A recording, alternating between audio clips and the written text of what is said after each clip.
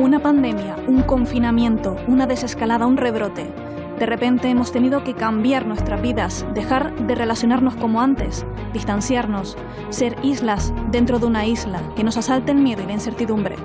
Todo sufre una distorsión que no esperábamos y hasta ha cambiado nuestro lenguaje y las palabras que empleamos. Nueva normalidad, mascarilla, conspiración, vacuna, reconstrucción, paguita, mena. Las palabras también están sufriendo este cataclismo y se pronuncian distribuidas por el mundo en 7.000 idiomas con nuevos significados. ¿Debemos aceptarlas así o esto también es fruto de la distopía?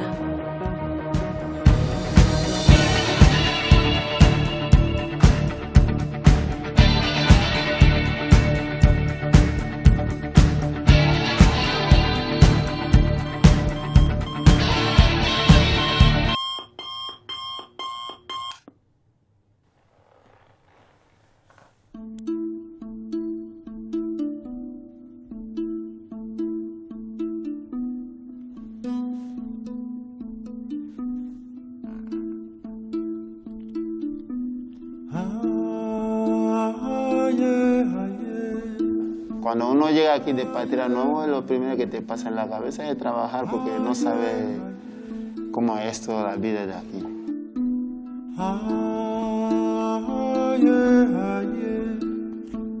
Y yo escuchaba rumores por ahí que estaba viniendo gente en España, pero en esa época era gente mayor, no menores. Entonces fueron mi familia, mi tío, mi padre que lo prepararon entre ellos ahí, que ni siquiera yo no lo sabía. Y un día así me fueron a buscar en el colegio donde yo estudiaba, decirme que te vamos a mandar para España. Y no sabía, dije que sí.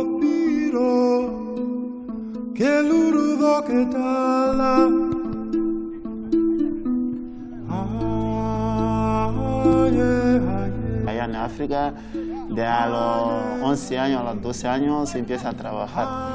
Y me dicen aquí que no puede trabajar hasta que no tenga 18 años y me vine para abajo.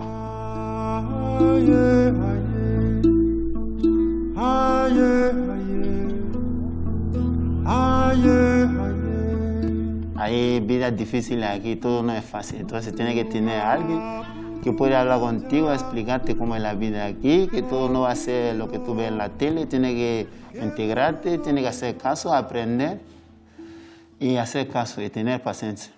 ¿Sientes que han cambiado la visión de la gente de Canarias, de la gente de España hacia los menores que han venido, ya no tan menores como tú? Yo creo que no se ha cambiado nada, porque hay gente aquí que no le gusta lo que están viniendo, lo que están viendo, la gente que viene fuera no le gusta ni eso, pero hay gente que sí le gusta. Y tú no puedes venir y llegar aquí a tener todo hoy.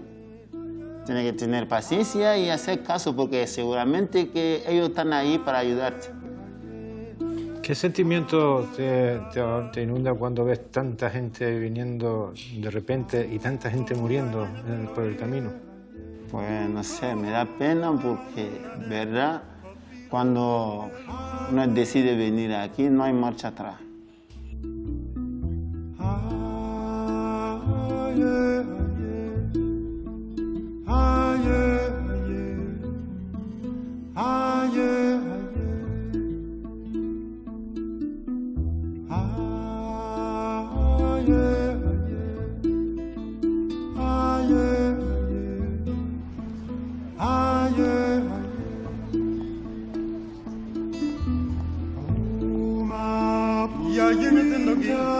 Ahora mismo estamos viviendo el tema de xenofobia más que antes, porque sobre todo el tema también del COVID.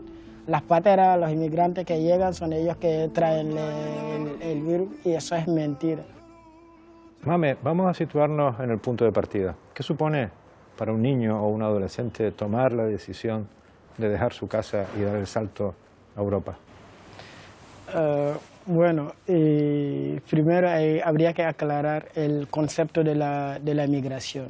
porque si hablamos de la inmigración es un fenómeno que ha existido y va a existir para siempre, porque cambia el sistema, el modelo. Los menores ahora son ellos que salen, porque salen de su país, porque tienen la posibilidad de llegar y quedarse y seguir con su proyecto de inmigración. Y también hay que decir que quizás llega el menor, pero no es él solo, es un proyecto social. Es un proyecto social que no han decidido salir así a los locos, salir porque quieren salir o salir porque les tocan salir, porque es un proyecto creado, un proyecto madurado por la familia para que ellos puedan llegar y tener el éxito de su proyecto para poder devolver a ayudar a su familia.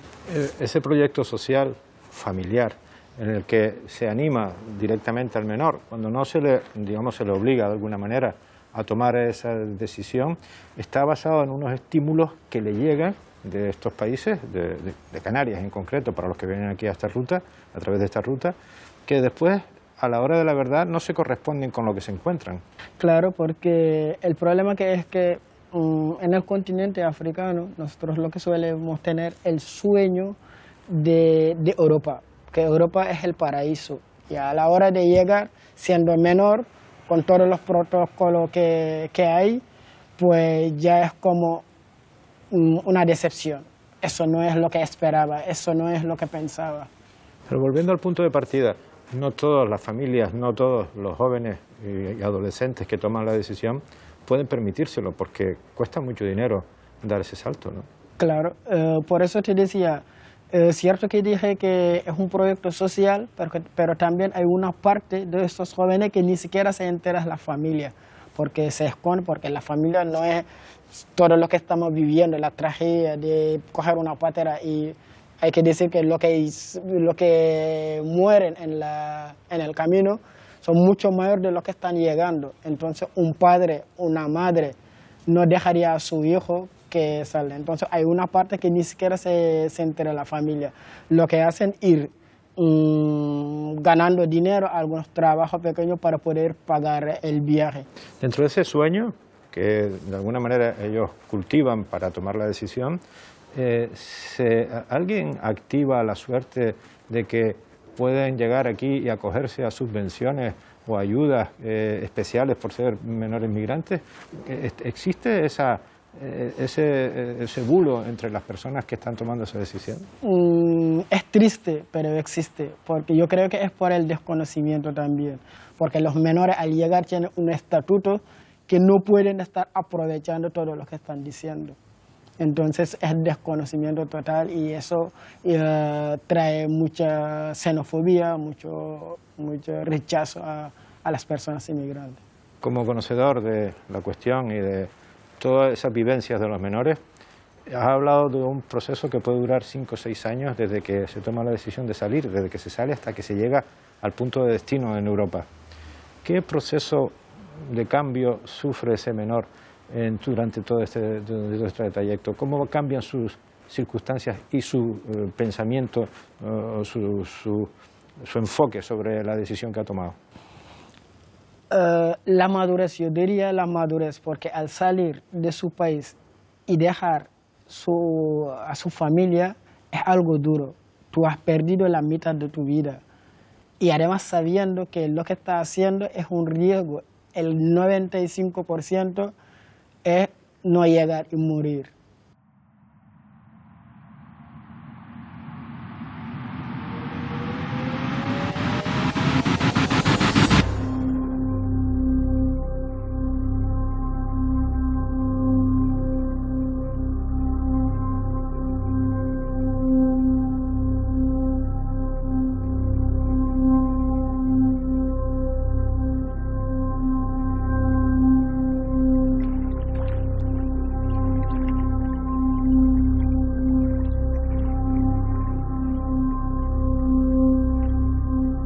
En estos momentos hay más de 700 menores extranjeros no acompañados, tutelados por el gobierno de Canarias. ¿Qué le podemos decir a todas esas personas que, como estas que les voy a poner ahora, dicen cosas como esta? Es decir, que a nosotros no hacen la prueba y al emigrante sí. Es que no lo entiendo. Es decir, los recogemos, los atendemos, le damos pues lo que realmente necesitan y encima vi un programa el otro día que estaban hablando y se marcharon, se escaparon y la policía todavía ahora en busca de ellos. Es que estamos, ¿verdad? Yo creo que muchos están dentro de centros de menores y no son menores. Sobre la zona de Santa Catalina, ahí hay bastante gente que supuestamente son menores y no son menores. Y aunque sean menores, sí, es que el aspecto, solamente con mirarles la cara sé que no son buenos. No soy racista, pero ya se están pasando un poquito. Los menores que los deporten a su país y que si tienen que delinquir, que lo hagan en su país, no aquí. Un tema sobre todo sobre eso, sobre los morillos, estos que están en los centros de Naruca y tal, contra violencia contra los profesores estos, que los llevan a ellos y tal. Por ejemplo, aquí tenemos de arriba de San Telmo, arriba de la estación de Guagua, se unen siempre un grupillo. Yo salgo de trabajar y los veo ahí con temas de droga, y que yo soy racista ni nada, pero pienso que primero deberíamos de ayudarlos de aquí y luego a la gente de afuera. Yo no soy racista, pero son unos delincuentes. Yo no soy racista, pero el pero siempre al final denota algo que al final ahí se nos ve a todos un rejo, ¿no? Yo creo que hay desinformación, sobre todo. Creo que en el imaginario colectivo tenemos una idea de la inmigración y es una idea que, desde mi punto de vista, está totalmente desvirtuada, ¿no? Pueden llegar menores, pueden llegar adultos con conductas disruptivas, con conductas delictivas. Pueden. ¿Es ese la realidad del grueso, del 100% de los inmigrantes que llegan? No es verdad. ¿Qué diferencia legal hay entre un menor español, canario, y un menor extranjero no acompañado? Ninguna. Ninguna. Desde el momento en el que entran a tierra y son ya tutelados por la Administración, los niños y las niñas migrantes son niños canarios a todos los efectos. La diferencia es que unos son de piel tostada y los otros son negros. Pero no hay ninguna diferencia con respecto a los niños canarios. El coste por menor, tutelado por el gobierno, esos hijos del gobierno de Canarias, digámoslo así, ¿es más caro el del inmigrante que el del no inmigrante? Sí, el coste es un poco mayor, pero le puedo decir que son a lo mejor alrededor de 5 o 6 euros más. Tampoco no es una cuantía escandalosa, pero sí que a nivel general supone un esfuerzo grande. ¿Pero se le da alguna subvención a esos chicos cuando llegan? No, a ver, no. Nosotros lo que hacemos es protegerlos, hacemos porque de familia. Sabe que eso es una de los mantras. Sí, pero eso es otro de los mitos que están ahí circulando y que no son reales, ¿no? Los niños no pueden tener ningún tipo de paga, porque no tiene tampoco ningún sentido. Lo que sí que tienen es el soporte del Gobierno de Canarias para su manutención y para su estada y para su escolarización futura y porque los estamos protegiendo igual que protegemos a otros niños canarios de los cuales sus padres no se pueden ocupar en un momento determinado. ¿Qué hay detrás del acrónimo MENA, menor extranjero no acompañado, que se lanza como un insulto en ocasiones contra estos chicos? ¿Cuál es el perfil de estas personas que llegan en pateras a las Islas Canarias? ¿Su intención es quedarse aquí? ¿Vienen porque tienen algún familiar y buscan el reagrupamiento por motivos familiares? Sí, hay algunos chicos que llegan porque saben que tienen familiares aquí o en algún punto de la península, incluso en Europa. Y el objetivo es tener una vida mejor. Yo creo que todos tenemos que ser conscientes también de la realidad que ahora están viviendo en África, concretamente en Mali. Después del golpe, bueno, pues estamos notando un ascenso también en cuanto al número de menores malienses. Los menores marroquíes también salen, es un número bastante elevado, ¿no? Yo creo que hay muchas nacionalidades, Guinea-Conakry, Senegal, Mauritania, Congo, tenemos también algún chaval del Congo. Yo creo que detrás del acrónimo del MENA hay una historia familiar, una historia de desesperación, de hambruna a veces, de falta de recursos y la ilusión y la esperanza de encontrar algo mejor en otro lugar, ¿no? ¿Tienen ustedes diseñado algún tipo de planificación distinta a la habitual? Y lo más importante, ¿creen que va a haber dinero para hacer frente a esto, dada la situación económica tan delicada en la que atravesamos? Pues yo confío en que lo haya, porque además me consta que a nivel Parlamento de Canarias hay consenso en todo lo que refiere a la protección a la infancia, con lo cual yo confío que de cara al próximo año tengamos una mayor holgura para también resolver toda lo que supone abrir un espacio, un dispositivo de emergencia con sus contratos correspondientes y luego poderlos licitar, porque al final algunos de estos recursos se van a tener que convertir en recursos estables, por lo menos durante un par de años o 3. Veamos otro vídeo. Antes de salir, porque no es lo mismo un menor africano y un menor aquí. Yo siempre lo que decía que además aquí el sistema se equivoca en el sentido que les tratan como menores europeos y no son así, porque ahí a los 10, 12 años ya empieza a participar en la economía familiar. Tú estás trabajando con tu familia y aquí llega, te dicen hasta los 16 años no puede ni trabajar, no puede hacer nada. Entonces están comparando menores africanos, que no es lo mismo, son menores todos, pero la madurez es totalmente diferente.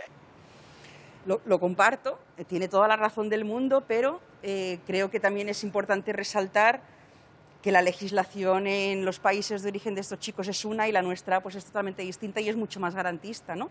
Sí que es cierto, notamos y vemos, ¿no? Es muy difícil contener a un pibe que tiene 16 años y que ha venido a buscarse la vida y que lo tengamos en un entorno y en un contexto de protección, donde además lo escolarizamos, no es su interés para nada a lo mejor en la escolarización, porque su interés es otro, ¿no? Trabajar. Sí.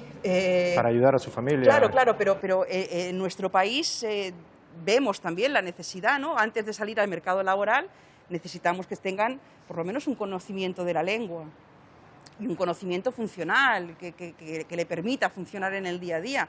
Y conocimientos porque allá donde vaya le van a pedir una titulación, ¿no? Si nuestros chicos no salen formados, difícilmente van a poder conseguir un trabajo, ¿no? Entonces es muy complicado, pero estamos trabajando también con mediadores culturales, por ejemplo, ¿no? Con gente que ya lleva aquí muchísimos años, que habla la lengua y que da un traslado, el mensaje que se da a los chicos es, chicos, esto es otro mundo distinto, Europa es otra historia. Y en este caso las leyes nuestras pretenden ser garantistas y eso es lo que tenemos que hacer. Pero sí que es complejo, ¿no? Porque además a lo mejor podemos tener un chico de 18 años que a lo mejor en su país es padre, o a punto de cumplir los 18, pero que en su país es padre. Y cuéntale que tiene que ir al colegio cuando él tiene una familia que alimentar, ¿no? Entonces ahí hay una labor pedagógica importante de formación, de educación y, bueno, fundamental el trabajo que se hace desde los equipos técnicos de los propios dispositivos y de los hogares de protección. Day by day, by night we work and pray for peace to reign. Day by day, by night we work and pray for peace to reign. Day by day, by night we work and pray for peace to reign. Day by day, by night we work and pray for peace to reign. Because the suffering's too much. Bueno, Juanjo, estamos en un albergue municipal reconvertido en centro de acogida de emergencia. ¿Qué está pasando? Bueno, pues lo que ha ocurrido ya en ocasiones anteriores, que cuando hay un exceso de llegada de menores extranjeros, lógicamente la red de acogida que tienen los cabildos establecida fundamentalmente para menores nacionales es insuficiente. Y en un momento determinado, como ha ocurrido en ocasiones anteriores, el Gobierno de Canarias establece este tipo de recursos de emergencia para facilitar la distribución de menores que no hay en espacios actualmente establecidos. ¿Está siendo suficiente la respuesta de las instituciones con responsabilidad en la materia, cabildos, Gobierno de Canarias? Hasta ahora se ha estado atendiendo. ¿Qué puede ocurrir a partir de un mes? Pues indudablemente no lo sabemos porque no sabemos exactamente la estadística, pero los recursos ahora están al límite. Este centro tiene capacidad para 36. Pero hay como 17 personas en una habitación. Claro. Cada habitación no será mucha gente esta. El problema es que esto es un albergue y está pensado para actividades de ocio y tiempo libre. Y las actividades de ocio y tiempo libre son un campamento de 10 días o son un fin de semana o un puente. Ahora se ha convertido en su hogar. Ellos son bastante agradecidos, indudablemente vienen de circunstancias difíciles, vienen de compartir todo y de no tener casi nada, por tanto esto para ellos es tener mucho. Ahora, que sería más fácil si las habitaciones fueran de 4 o de 6 y cada uno un baño, sí. Que esto puede en un momento determinado aumentar, como en cualquier colectivo joven, en una discrepancia, algo que de otra manera sería más aliviado, sí, pero en general la convivencia es buena entre ellos, más allá de ser un grupo grande y que como todas las cosas pues tiene siempre su carácter resolutivo. ¿Cuál es el protocolo que se sigue cuando un menor o un grupo de menores no acompañados, extranjeros no acompañados, llegan a Canarias? Bueno, ahora hay un nuevo protocolo, indudablemente, y a todas luces por el COVID, pero el que era hasta entonces, los menores entran, o sea, los menores no, entran la patera en general, y entran menores y adultos. A partir de ahí, los chicos que se manifiestan como posibles menores de edad, lo comunican a los agentes que les están atendiendo y entonces inmediatamente se apartan del resto del grupo, porque el protocolo dice que al ver esa posibilidad tienen que ingresar en un centro de menores. Ingresarían en alguno de los dispositivos de emergencia hasta que se hace la prueba ósea, que es la que determina si finalmente, que casi en un alto porcentaje suele ser así, pero hay otra variable que dan que son mayores de edad y entonces tienen que volver al punto de partida donde estaban los adultos. Una vez ya se ha concretado que esa persona, que ese chico es menor de edad, ¿qué es lo que hacen cuando llegan a un centro como este, como los que Pero es que quiero poner un matiz importante, eso era en febrero, ahora con el COVID ya no entran directamente en el recurso. Ajá. ¿Por qué? Porque indudablemente tienen que hacer la cuarentena preventiva. Hasta que no den negativo los positivos o hasta que no pasen la cuarentena los que han llegado, no se les ingresan en los centros, para garantizar lógicamente la salubridad del resto de los compañeros. Y una vez están aquí en centros como este, ¿cuál es su vida, cuál es su cotidianidad? Se trabaja el aspecto de la alfabetización, se trabaja su ficha sanitaria, importantísimo, saber el estado de salud, y en tercer lugar la parte social que la hacen nuestros equipos de trabajadores sociales, que es saber su procedencia, dónde está toda la cuestión de sus orígenes, porque el no venir documentado, pues a veces no todo el mundo reconoce de qué país viene, y entonces todo eso por desconfianza, por las posibles repatriaciones que pudieran existir, y entonces hay que construir su ficha desde el momento que ha llegado en todos los aspectos. La palabra MENA ha sido lanzada contra estas personas de manera un poco, digamos, insultante, ¿no? Como tratando de conflictivizarlas y de conflictivizarlos a ellos como personas que no se integran, como personas que generan incluso delincuencia alrededor de este tipo de centros. ¿Ustedes tienen algún dato que efectivamente en algún tipo de comportamientos aislados haya podido propiciar que alrededor de estos centros se haya generado este conflicto? El problema siempre ha existido. Lo que no podemos es ponernos unos en contra de otros, porque así no se construye absolutamente nada. Ni los vecinos que se quejan podemos quitarle la razón, ni aquellos que acusan indiscriminadamente que los menores son malos por sistema podemos darle la razón. Es decir, nosotros particularmente, y es creo donde tengo que darte la respuesta, trabajamos mucho el entorno. Es decir, nada es gratis. Y además tenemos que empatizar con la población. La población, si es adulta, si es muy mayor, si estamos en sitios aislados, en fin, si hay otros fenómenos que confluyen para aumentar ese miedo, pues hay que entender que la gente está intentando responder a un desconocimiento y una ansiedad. O sea, la aceptación tiene que ser un trabajo de doble dirección. Y nuestra experiencia es que al poco tiempo recibimos el resultado. La gente empieza a conocer, empieza a ver otra realidad, e indudablemente empieza también a saber disculpar que en algún momento, como en cualquier familia, puede haber alguien que no hace las conductas más adecuadas, pero no por eso ni todos son malos ni todos son buenos, sino que cada uno tiene su historia, cada uno tiene sus posibilidades y que normalmente la sociedad cercana a la población, cuando los conoce, ayuda.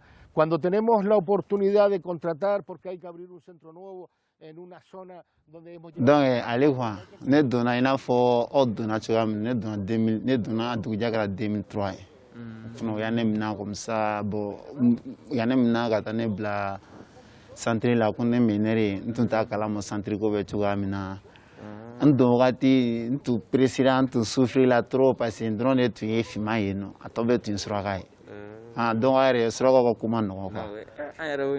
Voilà, donc on a à peu près 40 personnes, donc à bête sur la caille. Il y a ni tenir fort, qu'on a patient, qu'on a patient, qu'on a savali. Ouais, depuis 2003 comme ça là, on est pressé là, bon, mais bon centré là, parce que m'a fait quand on m'a fait, Donc ale ko nga patientista ale y'a ye dɔrɔn bon kalan ka di ne n comportement ka ɲi bon ale y'an dɛmɛ n tora yen nɔ ne y'a san kelen ani dɔɔni kɛ a y'an dɛmɛ ka papier ɲini k'a di yan a ko ni n tilara ko n'a bɛ baara kɛ ɲɔgɔn fɛ depuis an y'a ɲɔgɔn dɔn don min na fo ka n'a bila sisan ale b'an bɛ ɲɔgɔn fɛ.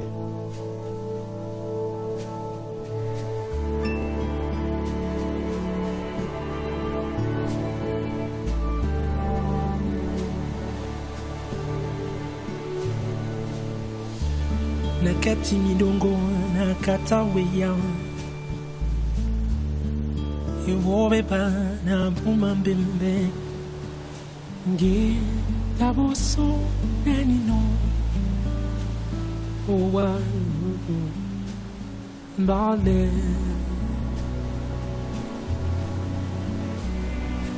Nai wediti yawa Mi pareja y yo pertenecemos al programa de acogida del Gobierno de Canarias y nos avisaron, nos llamaron el 1 de abril que había llegado una patera arguineguín y que había una niña de unos 6, 8 añitos que si la podíamos tener en casa. Era justo cuando estaba el confinamiento. Pues nosotros encantados de la vida. No me produjo ningún tipo de duda y si me hubiesen dicho que eran 2 hermanos, pues también lo hubiese acogido. ¿Quién es Mase? Mase es una princesa que ha caído del cielo y que se ha adaptado muy bien a nuestra forma de vida. Ella no sabe el porqué, simplemente sabe que la metieron en una patera y que llegó aquí. La diferencia entre un niño y otro niño puede ser en la forma en que se han criado, pero son niños, te van a exigir cariño, amor y un sitio donde estar. O sea, la única diferencia que yo veo entre esos niños es la mochilita que traen, que nos vamos adaptando a ella. Porque son niños que vienen de otro país, que tienen otras costumbres, se tienen que adaptar a nuestra costumbre, sus casas no son iguales que las de nosotros, la comida no es igual a la de nosotros, entonces es adaptarnos.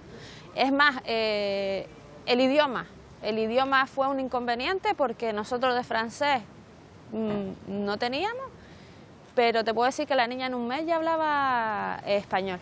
Cuando yo oigo decir a esas personas que metan a esos niños en sus casas, yo les invitaría a que vinieran un día a mi casa, para que vean simplemente el hecho de cómo esta niña cambia nuestra vida. Aparte, que miren también la vida de ellos, porque seguramente algún antepasado, ya sea abuelo o bisabuelo, ha sido migrante y ha tenido que salir a buscarse la vida.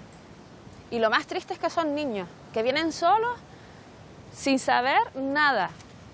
O sea, que es muy duro. Yo pienso que para llegar a esta situación han tenido que pasar y vivir.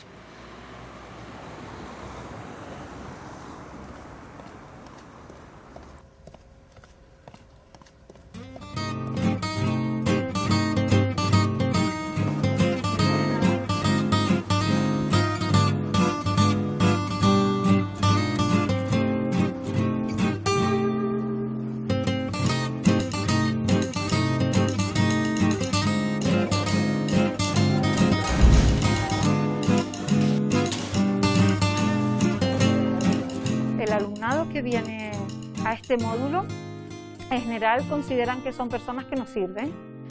Entonces yo utilizo la cocina, además para que aprendan, para que entiendan que sirven, el hecho de hacer un queque, de aprender a hacer un potaje, de cuando hacemos las jornadas de comida canaria o hacemos jornadas de comida de cada uno de los países, o bien el alumno inmigrante hace pues una comida típica, entonces se sienten satisfechos, se sienten integrados. Inicialmente hay que trabajar la adaptación porque la convivencia puede no ser buena. Concretamente yo suelo trabajar, o el alumnado que suelo tener en el aula viene procedente de Marruecos.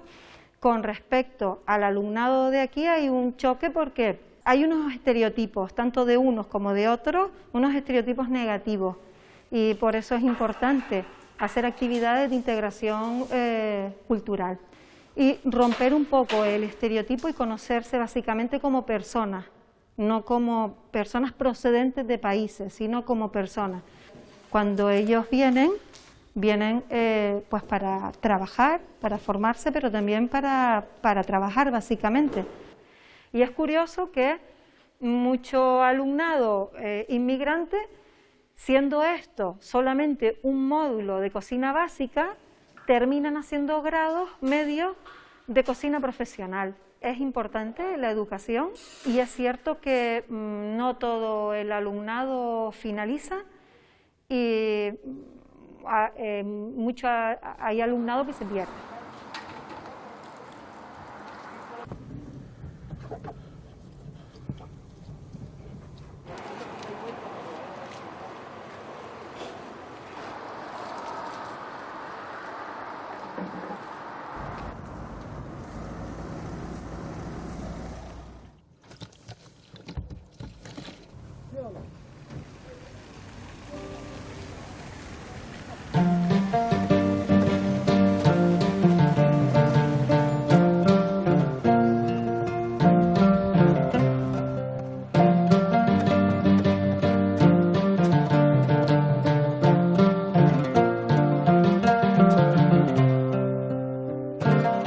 Si alguna vez crees que lo peor que te puede ocurrir en la vida ya ha pasado, no te hagas ilusiones. Siempre puedes esperar algo más.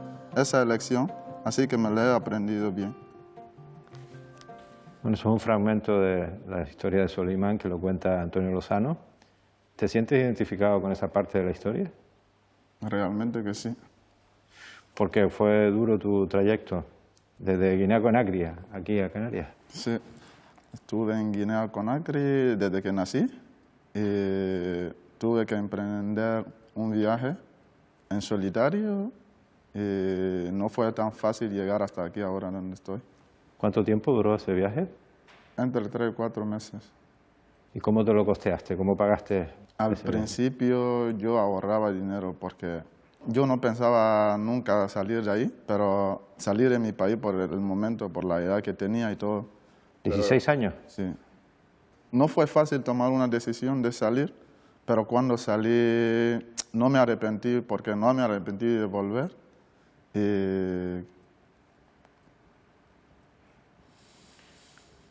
Bueno, cuéntame más cosas de ese viaje.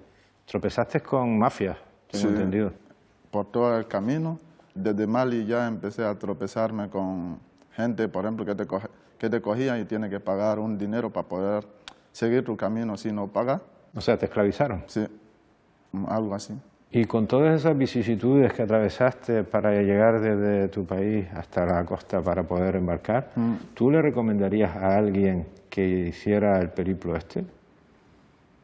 Yo, mi opinión propia, pienso que no recomendaría esa ruta a nadie para emprenderlo, porque no es una ruta tan fácil, porque sufre mucho, sufren violencia, agresiones, sufren de todo, y eso no es bueno hasta para la salud de una persona, no es bueno, porque yo cuando estuve en Marruecos me enfermé, casi pensé que iba a perder la vida, pero había un ONG que trataban, por ejemplo, si llega ahí y no tiene para ir al hospital, ellos te daban una ayuda y te daban pastillas, eso para...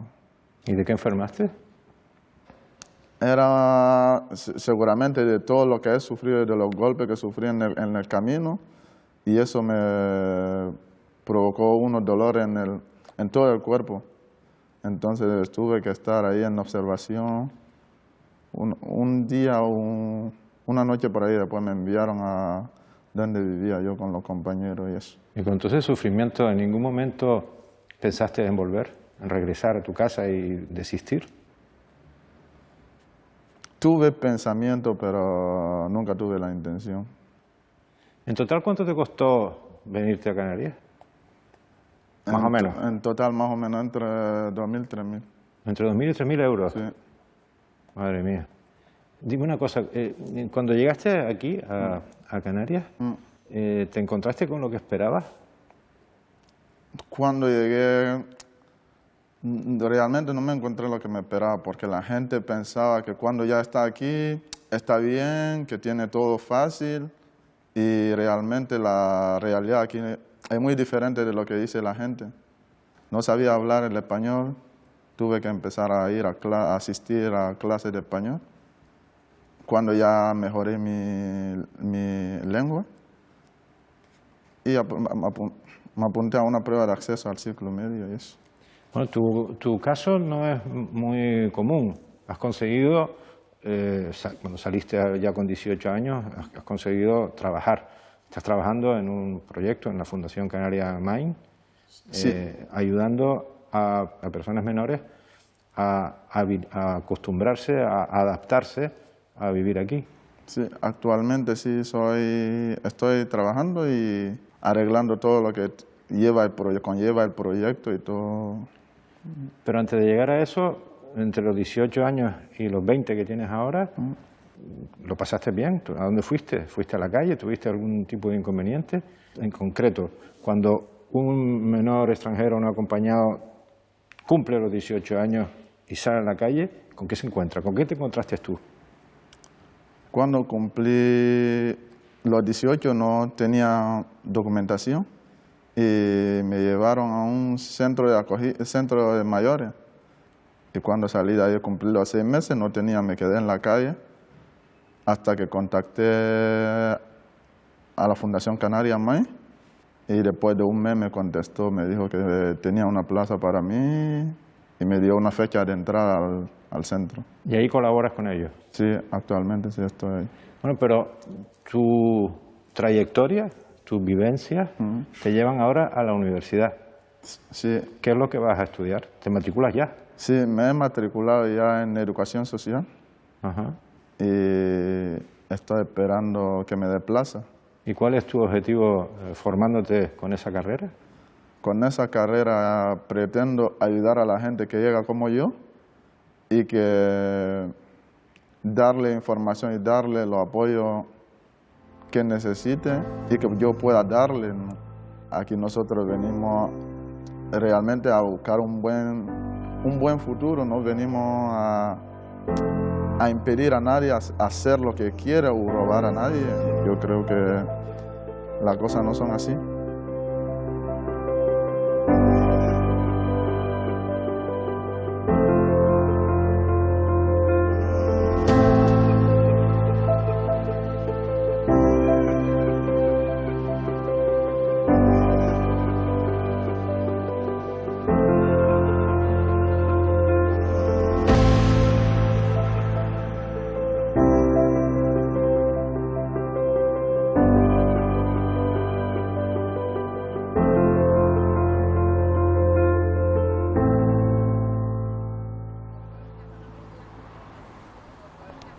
Mena es una palabra que desgraciadamente lo que ha conseguido es pues vaciar de contenido los derechos de la infancia. Mena es una palabra estigmatizante.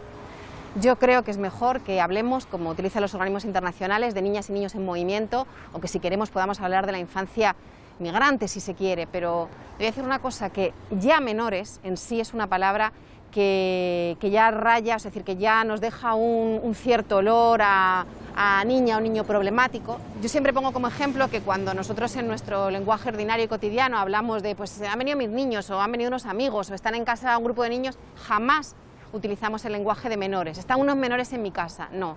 Menores se utiliza cuando hablamos de conflictividad en la vida de la infancia. ¿Y son más o menos conflictivos que los menores que conocemos en nuestra cotidianidad aquí en España, en Canarias, en cualquier sitio del mundo? La experiencia vital de la infancia es absolutamente, digamos que en esencia, es absolutamente igual en unas niñas y en otros, con independencia del lugar en el que hayan nacido, con independencia de la raza y con independencia del color de piel. Lo que determina la autonomía, el grado de autonomía o el grado de desarrollo, viene determinado por las condiciones en las que se desarrolla la infancia, y en eso la responsabilidad siempre es de los adultos. La Fiscalía Española, la Fiscalía de Menores, está en estos momentos dando la talla, digamos, profesional y judicial para atender las necesidades que requieren las instituciones que se hacen cargo de la tutela de estas personas. Bueno, la Fiscalía es una institución que tiene encomendada la supervisión, o es la última instancia de revisión de lo que se realiza en las administraciones públicas con el tema de la guardia y custodia de menores. Yo creo que tenemos un camino por delante que andar, creo que se han hecho cosas, pero desde luego yo creo que no se ha hecho lo suficiente y que desde luego hay cosas que son francamente mejorables. Tenemos problemas legislativos, tenemos un problema importante con el tema de la determinación de edad. La sociedad tampoco está respondiendo suficientemente. Yo creo que en general la sociedad española todavía no está a la altura de lo que supone el respeto, la protección, el cuidado y la atención de la infancia, cualquiera que sea su origen. ¿Y tú crees que hace falta alguna modificación legal para mejorar la determinación de edad? En el caso de la determinación de edad yo creo que sí. Creo que es necesario que se aborde como el problema que es, un problema que afecta al estado civil, que determina el estado civil de las personas, y creo que debe abordarse. No podemos seguir al albur de estos decretos del Ministerio Fiscal en base a pruebas forenses, en base además a un sistema que ya sabemos que desgraciadamente no funciona, porque es un sistema, el Greuche Pile, que pues es un sistema que está adaptado a niños de raza blanca en Estados Unidos. Voy a poner un vídeo, es Rocío Monasterio, de Vox. Creemos que no se pueden seguir abriendo centros de menas, que al final lo que provocan es un efecto llamada. Y como recogen los informes de la Fiscalía, no son fácilmente integrables y estamos teniendo un problema también con los asistentes sociales que trabajan en los centros de menas que están sufriendo agresiones, y esto hay que contarlo. Nosotros hablamos de la protección del español de a pie, que en sus barrios quiere seguridad y quiere libertad. Bueno, estas manifestaciones que generaron mucha polémica supusieron la apertura de unas diligencias por la Fiscalía que finalmente resultaron archivadas. Da para muchos comentarios este vídeo, pero la primera pregunta, ¿crees que hace falta un cambio de la legislación en materia de odio? No, yo creo que el derecho a la libertad de expresión, efectivamente, pues con los límites que ahora tenemos, es suficiente. Creo que es un derecho que debemos respetar y cuidar mucho, el derecho a la libertad de expresión, y luego tener presente que la decencia no viene determinada por el Código Penal, el límite de la decencia no lo da el Código Penal. Y bueno, pues yo creo que hay otras estrategias, además del Código Penal, para que como sociedad vayamos creciendo y vayamos echando a un lado discursos como este. Sin embargo, ahora cuando hablamos de centro, yo creo que no tenemos muy claro de qué estamos hablando. Cuando en este vídeo se nos proponía que no se abran más centros para la infancia migrante, en realidad lo que nos están diciendo es que no abramos orfanatos, por decirlo así, o por si así se pueda entender. ¿Cuál es la solución? ¿Dejarlos en la calle? Esa es la siguiente pregunta, porque hay una corriente amplia que habla de que las personas migrantes, sean menores o no, dejen de estar recluidos en centros que algunas personas llaman prisiones, y se está hablando de otro tipo de recursos. Claro, pero igual que hablaba antes de lo bonito que es la libertad de expresión y el derecho a la libertad de expresión, a mí me parece que tenemos que tomarnos muy en serio que vivimos en un Estado que tiene la obligación de respetar la norma, de respetar la ley y de respetar los tratados internacionales de los que España es parte. No es posible, es absolutamente imposible que nuestro país admita ni siquiera ideológicamente la posibilidad de dejar abandonadas a la infancia en la calle. Es imposible, porque hemos firmado el Convenio de Protección de los Derechos de la Infancia, porque tenemos la Ley Orgánica de Protección Integral de los Menores, porque tenemos un montón de normativa que nos obliga, y además porque la sociedad española, la ciudadanía, quiere que así sea, o de verdad estamos dispuestos a abandonar a nuestra infancia. Cuando estamos hablando de menas, cuando hablamos de niñas y niños que se mueven, lo que estamos hablando son de niñas y de niños, hablamos de jóvenes, hablamos de personas que no han cumplido la mayoría de edad, que no han llegado a los 18 años, pero que no los podemos diferenciar, ni si tienen gafas, ni si no la tienen, dónde han nacido, dónde no han nacido. No, se les debe dar una protección inmediata y se les debe dar todos aquellos derechos que les corresponden. Los movimientos migratorios son los movimientos normales que forman parte de la esencia humana para lograr y para conseguir la supervivencia. Así que la gente que viene, fundamentalmente lo que vienen son chavales que son muy valientes.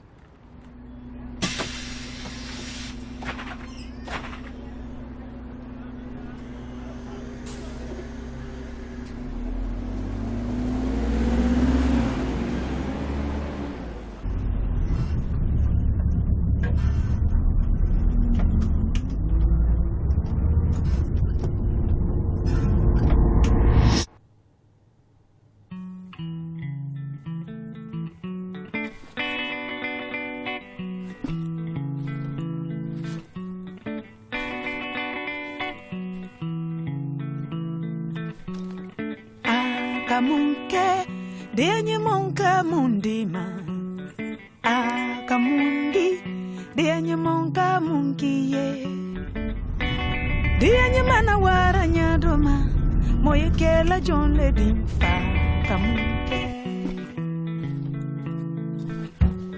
akamunke denye monka mundima akamundi denye monka munkiye denye mana waranya doma moye kela John le dimfa kamunke wayna imaye idusu deye mofila akamunke denye monka mundima akamundi denye monka munkiye denye mana waranya doma moye kela John le dimfa kamunke.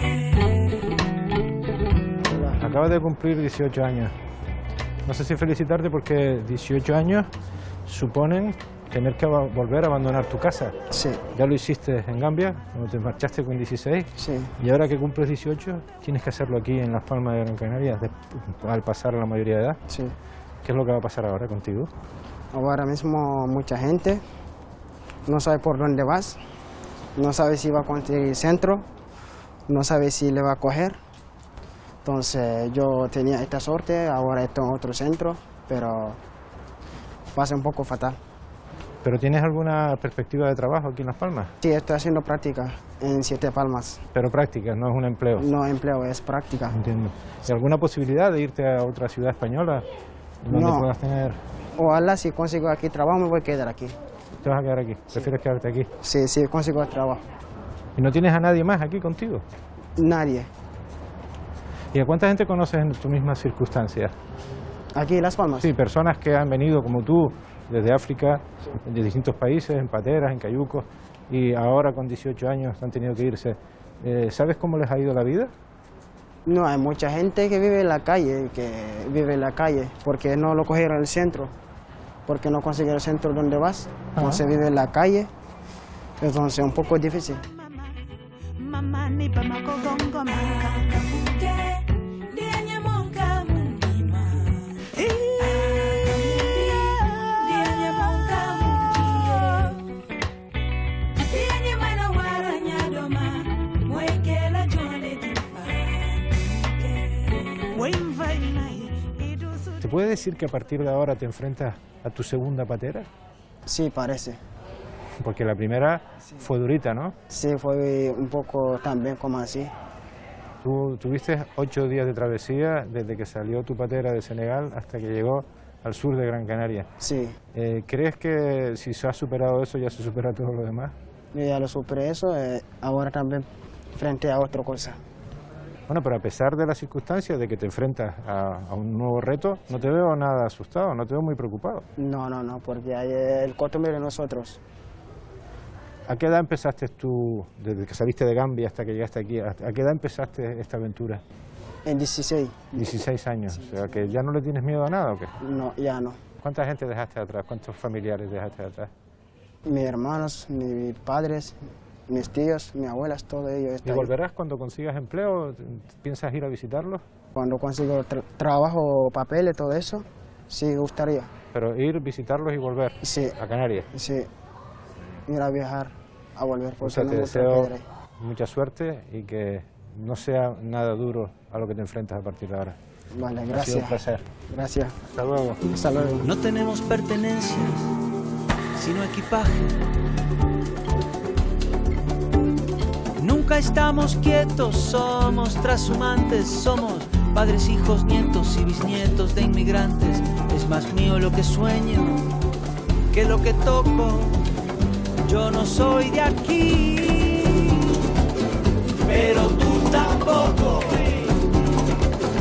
Yo no soy de aquí, pero tú tampoco. De ningún lado del todo y de todos lados un poco.